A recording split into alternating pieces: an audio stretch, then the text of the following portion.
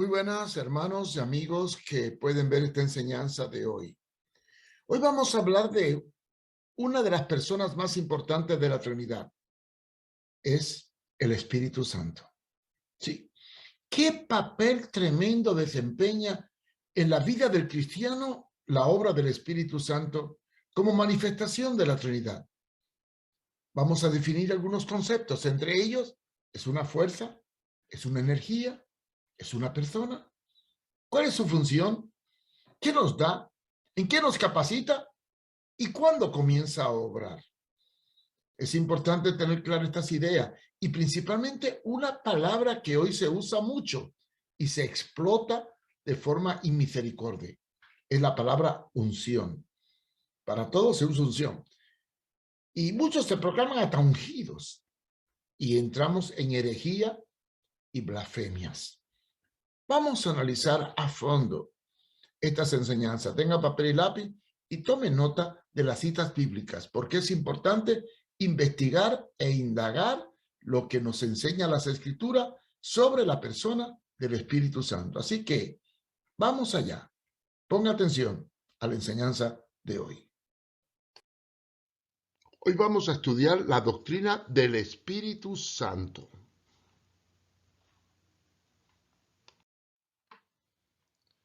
El Espíritu Santo es la tercera persona de la Trinidad.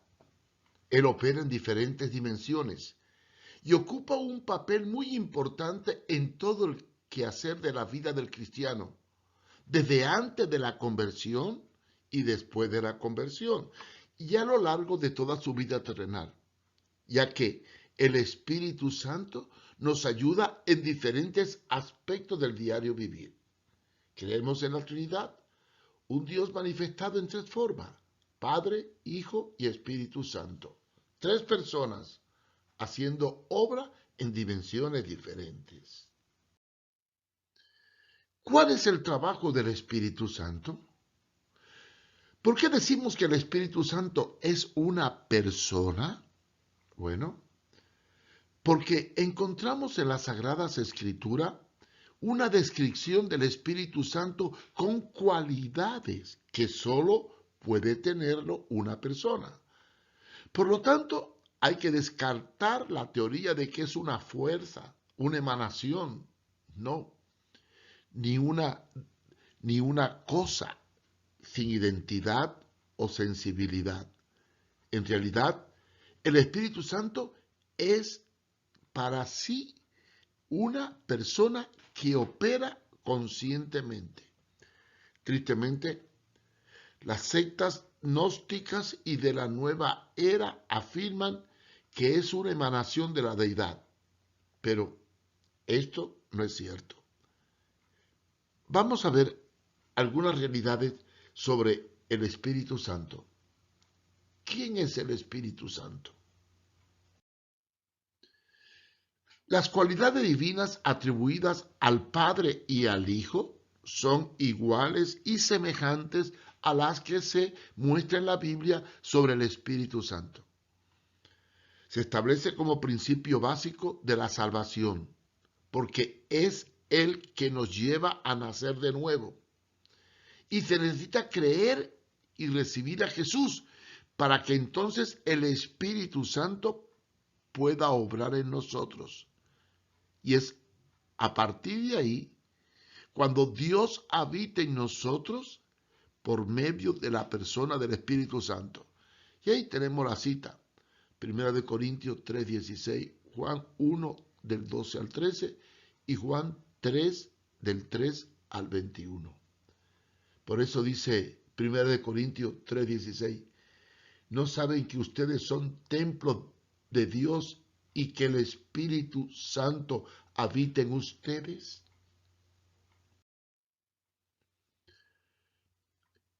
La Biblia presenta al Espíritu Santo en varios aspectos. Por ejemplo, se afirma que el Espíritu Santo tiene intelecto, conoce, sabe, 1 Corintios 2:11, y además tiene emociones, Romanos 15:30. Y no cabe duda que tiene una voluntad propia, según 1 Corintios 12:11.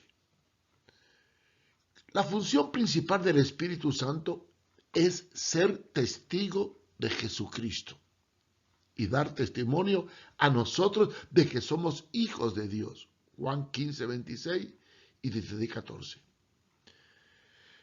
Dice la Biblia que Él es el que nos redarguye de pecado y habla a los corazones de la gente, confirmando la verdad de Jesús.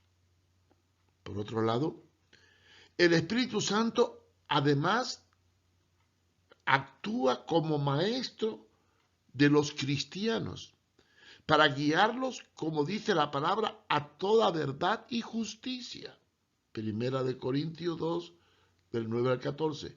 Y además les revela la voluntad de Dios y la verdad de Dios para el diario vivir. Jesús le dijo a sus discípulos: pero el Espíritu Santo, el defensor que el Padre enviará en mi nombre, os enseñará todas las cosas y os recordará todo lo que os he dicho. Juan 14, 26. Y una fuerza y una emanación no tienen esta facultad. También dice la palabra: cuando venga el Espíritu de la verdad, os guiará a toda verdad, porque no hablará por su propia cuenta, sino que dirá todo lo que oye y os hará saber las cosas que van a suceder. Por lo tanto, tiene conciencia. Pero, ¿cómo podemos definir la obra del Espíritu Santo? La persona del Espíritu Santo tiene un papel muy importante a lo largo de la capacitación de los discípulos de Jesús. Él siempre está operando desde antes de que seamos salvos, porque Él es el que nos redarguye de pecado. Y una vez que aceptamos a Jesús, Él pasa a guiarnos en todo, por lo cual el término unción mencionado por San Juan tiene una connotación muy amplia y no es en sí una acción emotiva y determinada, como enseñan algunos en estos tiempos. El origen de la unción. Bueno, la unción se representa por el aceite.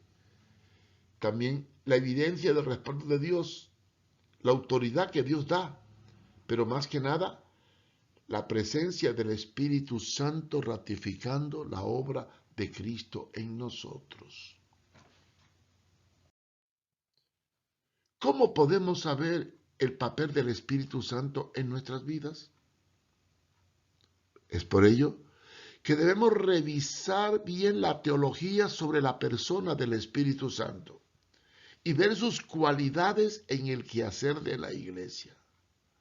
Ahí tenemos, por ejemplo, algunas cualidades. Se entristece, no se puede insultar, no se puede blasfemar, no se puede resistir, no puede enfadarse, irritarse, podemos apagarlo. Veamos algunos conceptos bíblicos al respecto que amplían más esta idea. Dice la Biblia que nos guía a toda verdad y justicia, en Juan 16 del 13 y 15, 26. Dirige en elección de líderes, Hechos 13, 2. Ilumina en la solución de problemas doctrinales y eclesiásticos, Hechos 15, 28. Nos enseña y recuerda todas las cosas, Juan 14, 26 y 1 de Corintios 2, del 12 al 13. Nos guía al campo de acción en momentos especiales, Hechos 10, 20. Evita que problemas de momento, los determinados en peligro, nos ayuden, Hechos 16, 6. Nos confirma si somos hijos de Dios, Romanos 8, 14. Convence de pecado al perdido, Juan 16, del 7 al 8. Y recuerda todas las palabras de Jesús, Juan 14, 26. Si aplicamos la dinámica del análisis del texto, descubrimos que en Primera de Juan capítulo 2, Juan está hablando del peligro de los últimos tiempos, donde el anticristo promovería el engaño, por lo que muchos que saldrán de nosotros, dice en el capítulo 2:19, predicarán mentira y solo con la unción del santo, haciendo referencia a Jesucristo, y al posterior envío del Espíritu Santo, según Juan 15:26, con lo cual podríamos evitar ser víctima de engañadores. La pregunta es, ¿y cómo podemos desmantelar la mentira? Con la verdad recibida mediante la unción del Espíritu. Esta evidencia vincula la unción al conocimiento de la verdad y no a una experiencia mística o sobrenatural como afirman algunos. Dice un comentarista que, en contraste con los anticristos, están aquellos que siguen a Cristo. De los cristianos, dice Juan, vosotros tenéis la unción. La palabra griega es chrismas. Tenéis la unción del santo. Así como el anticristo tiene su representante como el ungido, el Cristo, también tiene lo suyo.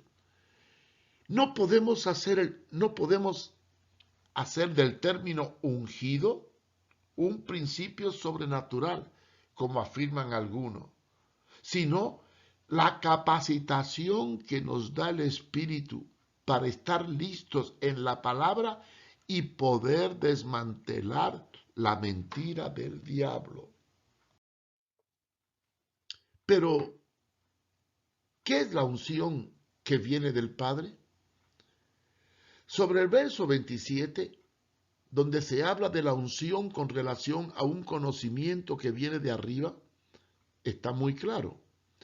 Es importante entender que aquí no se descarta el aprendizaje dentro de un esquema eclesiástico de discipulado, como algunos interpretan, sino que pone la iluminación propia y la capacidad de poder discernir por medio del Espíritu Santo entre la verdad y la mentira.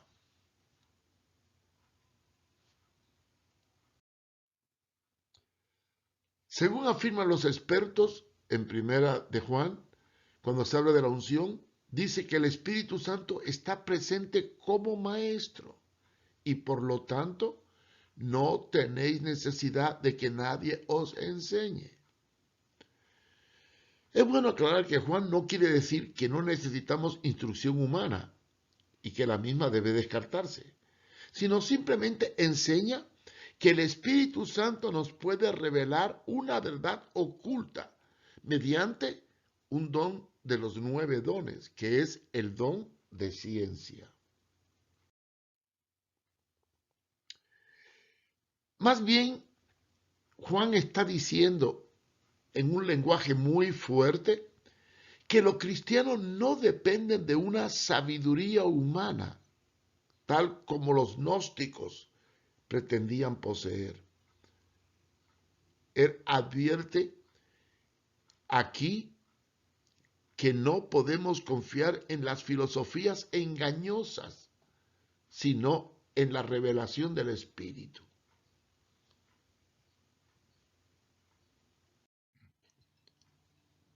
Además, el Espíritu Santo trabaja en la conversión y regeneración de las personas que vienen a Cristo.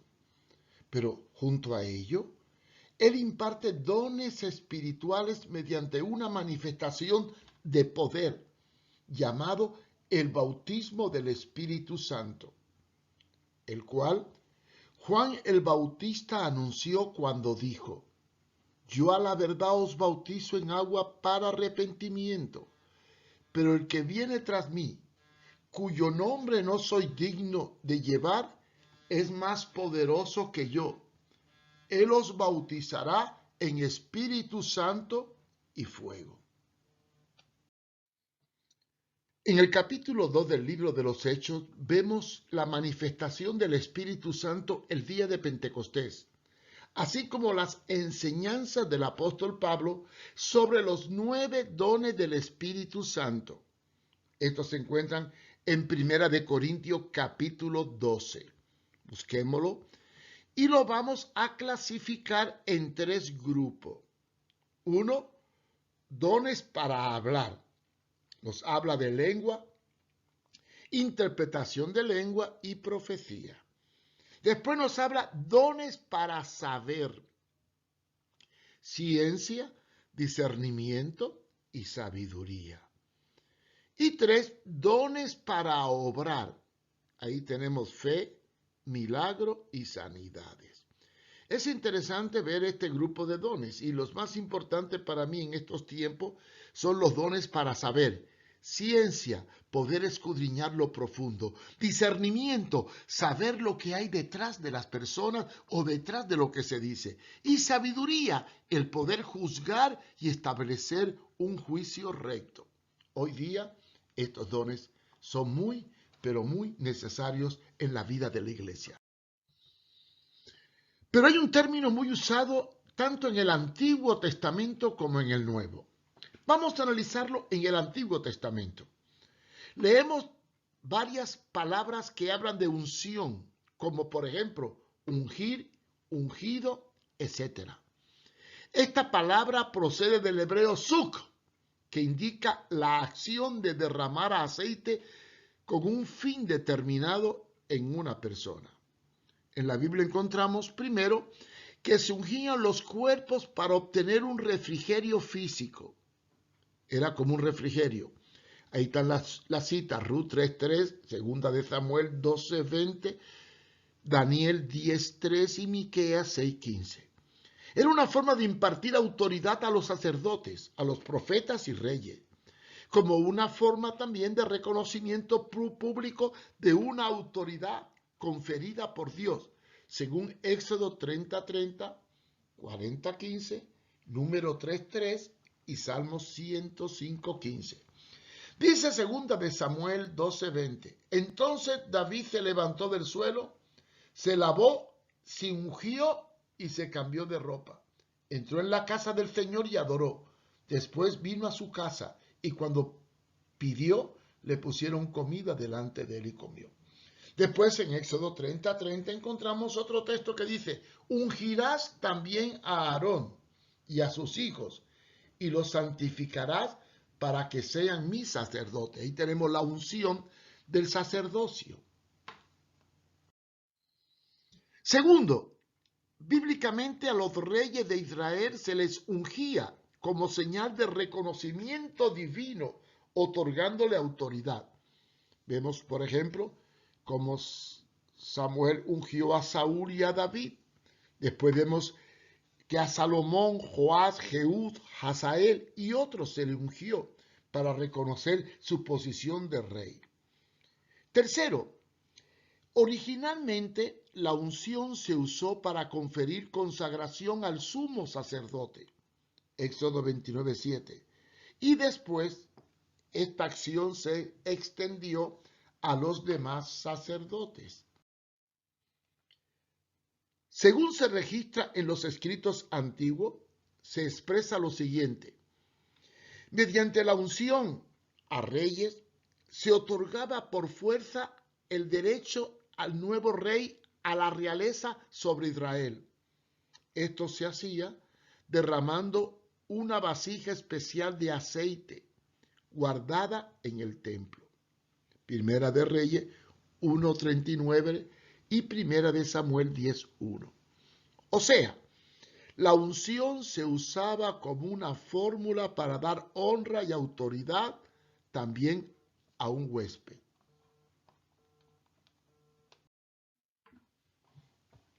Sin embargo, hay una expresión bíblica que ha sido muy explotada. Ese texto que dice, no toquéis a mis ungidos, que se encuentra en el Salmo 105:15. Esta expresión actualmente las han explotado muchos líderes y pastores que avasallan y abusan de la autoridad espiritual para sojuzgar a los santos o a las ovejas de su iglesia. Vamos a leer lo que dice el Salmo. Dice, no toquéis a mis ungidos, ni hagáis mal a los profetas. Noten bien, el término ungido ratifica la función profética de aquel que trae palabras de amonestación a los hombres que andan mal. O sea, los profetas son puestos por Dios para advertir el peligro. Y cuando dice no tocarles, hace alusión no a que no consideremos lo que dice, sino a no hacerle daño físico a su vida, como agredirle, matarle o encarcelarle porque nos dicen una verdad que no nos gusta. No se refiere a tolerar al que anda mal o al que dice mentira, sino respetar al que trae palabras duras y amonestación fuerte sobre nuestras vidas. Sin embargo, los defensores del poder absoluto, los que defienden el poder absoluto, les gusta tomar este texto para demandar una sujeción ciega e indican que quien se oponga a lo que ellos dicen atentan contra el ungido y por lo tanto pueden caer en maldición porque ellos, los supuestos ungidos modernos, son intocables. Hermanos, no debemos ignorar que la palabra ungido en el Antiguo Testamento se refería a personas apartadas para una tarea especial. Levítico 16:32, Primera de Samuel 16 del 6 al 13 y Segunda de Samuel del 1 al 14, así como Isaías 61:12. Dice la palabra, el Espíritu de Jehová el Señor está sobre mí porque me ha ungido. Jehová me ha enviado a predicar buenas nuevas a los abatidos. El profeta en el Antiguo Testamento advertía el peligro, amonestaba, exhortaba y traía juicio. Y como no le gustaba, muchas veces los perseguía. Sin embargo, en el Nuevo Testamento la palabra unción se extendió a los enfermos como un medio de impartir sanidad. Mateo 6:13, Santiago 5:14. Al principio, la Iglesia Católica, Apostólica y Romana interpretó la unción como preparar al enfermo para la muerte, creando la doctrina de la extremaunción, uno de los sacramentos católicos. Sin embargo, Santiago 5:14 habla orar por los enfermos y ungirlos con aceite, no para que se mueran, sino para que Dios los sane. Hay un hecho innegable. Los cadáveres se preparaban antiguamente para su entierro con aceite mezclado con especies aromáticas. Marcos 14:8 y 16:1.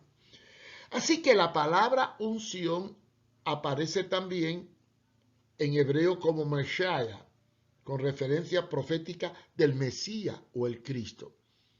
Cuando se habla de Cristo, se habla del ungido, del Cristo. O sea, Jesús era el ungido de Jehová, según las profecías de 1 Samuel 12:3, Segunda de Crónicas 6:42, Isaías 45:1. Tengamos presente el sentido de la palabra en el término y analicémoslos en el Nuevo Testamento. Y para ello debemos usar una hermenéutica que tome las palabras y las analice dentro del principio léxico-sintáctico. Y no permitamos que hombre alguno hable como que el Espíritu Santo habla por él, siempre y cuando no tenga un correcto apoyo bíblico y exegético. De acuerdo a las pautas bíblicas del profeta y del Nuevo Testamento, no hay ningún ungido que pueda traer una unción nueva con una revelación nueva, sino tiene que trabajar sobre la revelación que ya nos ha sido dada. Pasemos ahora a describir el sentido bíblico de la palabra unción, según el Nuevo Testamento. Son pocos los textos que registran esta expresión en el Nuevo Testamento, pero vamos a analizar sus diferentes variantes y vamos a buscar el sentido a la aplicación que actualmente se le da a este vocablo, la cual, tristemente, está siendo explotada y desvirtuada en nuestros medios.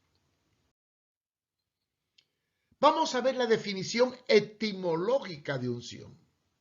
La palabra unción tiene varias connotaciones en el Nuevo Testamento, usando los siguientes términos griegos. Por ejemplo, está la palabra aleipo,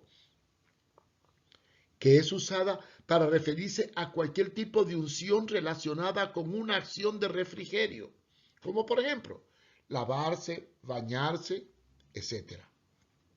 En Lucas 7:38 y en Juan 11:2 aparece esta palabra. También se usa para referirse a ungir a los enfermos o a un cuerpo muerto cuando se le unge con aceite y perfume. Ahí tienen toda la cita. Marcos 6:13, Santiago 5:14, Marcos 6:1. Aparece 8 veces en el Nuevo Testamento esta palabra aleipo en relación al sentido que hemos explicado. Tenemos la palabra krios. Se refiere a toda acción de unción sagrada y simbólica, como por ejemplo la de Cristo, que se le llama el ungido, según Lucas 4:8, Hechos 4:27 y 2 de Corintios 1:21 y Hebreo 1:9. Esta expresión en esta parte del Antiguo Testamento se refiere a la unción hecha a reyes, sacerdotes y profetas, y en este caso a la unción de Cristo como el Mesías. Algunos expertos afirman que mientras aleipo es una expresión mundana, krios es una expresión sagrada. Pero las evidencias no apoyan esta tesis. Aparece unas 60 veces en las Escrituras y el equivalente en hebreo sería masash, ungido con autoridad. Después tenemos otra palabra griega que significa unción, que es enchirio. Se refiere a la acción de untar o frotar con ungüento de aceite un objeto, una cosa o una persona. Aparece en Apocalipsis 3:18 cuando dice, por tanto, yo te aconsejo que de mí compres oro refinado en fuego para que sea rico y vestiduras blancas para vestirte. También aparece en Jeremías 4:30, y tú destruirás, ¿qué harás? Aunque te vistas de grana, aunque te adornes con atavío de oro, aunque pintes con antimonio tus ojos, en vano te engalana, te menosprecian los amadores, buscan tu vida. Así que esta palabra enchirio puede usarse para hacer referencia a la acción de embellecer o pintarse los ojos o maquillarse. Después tenemos otra palabra griega que se refiere a unción, que es murizo. Y esta habla del perfume, ungüento preparado con perfume y aceite para la sepultura de los cuerpos. Marcos 14:8. Estos son los significados de todas las palabras que se usan para referirse a la unción como acción en los textos del Nuevo Testamento.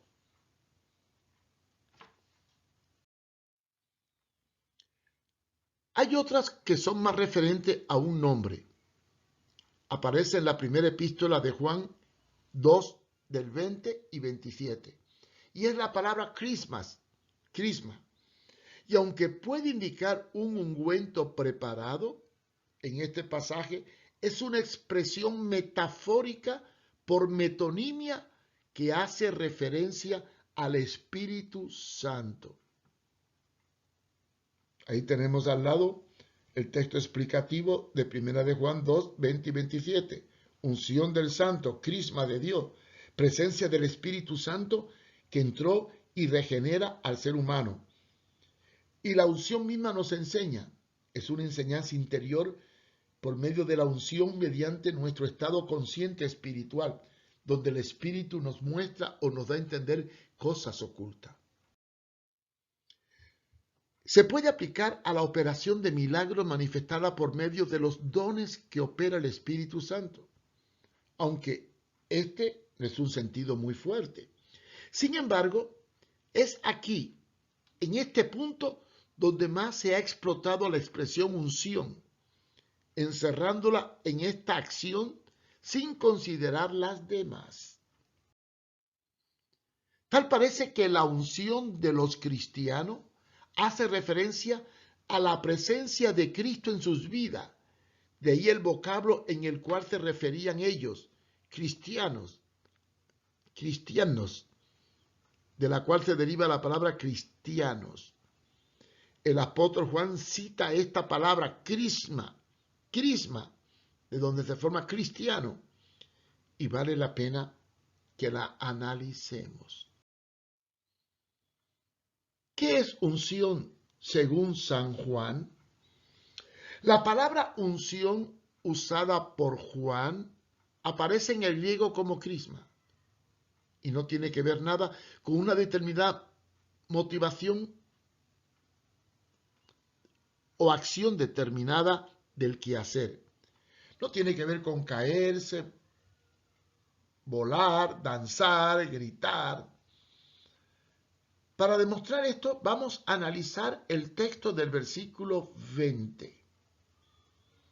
Pero vosotros tenéis la unción del Santo y conocéis todas las cosas.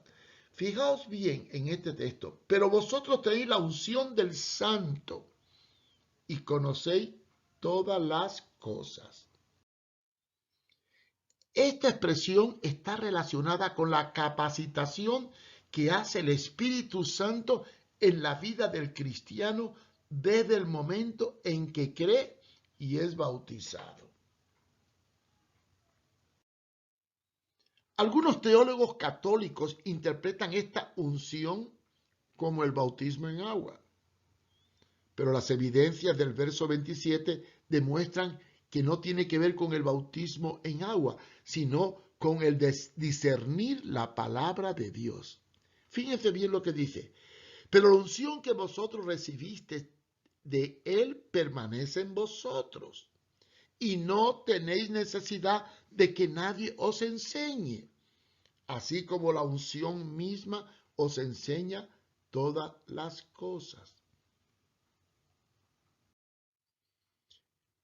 Este principio o concepto es aceptado por todos los exégetas de la palabra.